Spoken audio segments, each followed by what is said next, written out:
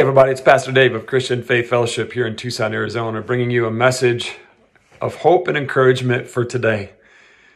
We all have heard the story of Jesus and the disciples in the boat. I read you a couple verses there in Matthew chapter 8, verses 23 through 26. Then Jesus got into the boat, started across the lake with his disciples. Suddenly, a fierce storm struck the lake with waves breaking into the boat. But Jesus was sleeping.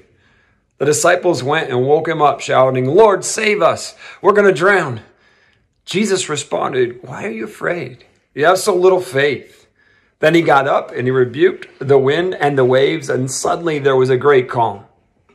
So, I just want you to know that I have been out in the Great Lakes of Michigan, where I used to live, and I've fished in them, and I've gotten caught in a couple storms.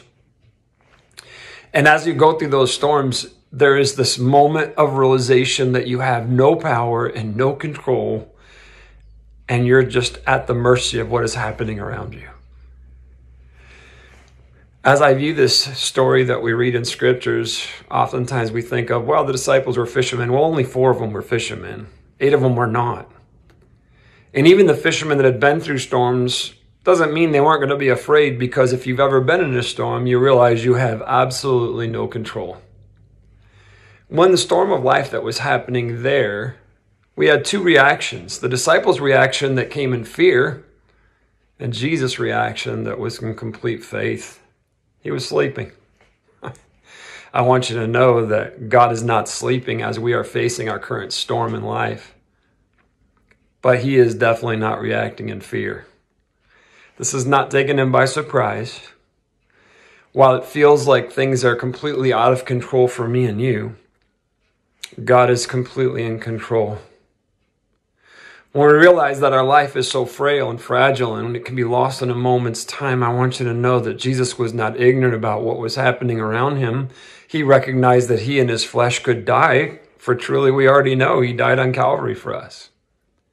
But he had absolute trust and faith in the Father's plan for his life, and that the Father would carry him through. God has a plan for you. If you are in relationship with him through Jesus Christ and you are following his lead in your life, I want you to know he has a plan for your life. And whatever that is, you can trust him. In the current fears of the storm that's raging around us, we have one of 2 reactions. We can react in fear and wonder and be scared for our life, or we can simply trust the Father and react in faith. I choose faith. Thank you so much for checking us out online today. If you would like to hear more messages like these, you can hit the subscribe button down below to follow Christian Faith Fellowship.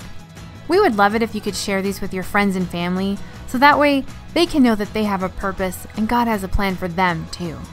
We encourage you to download the Christian Faith Fellowship app.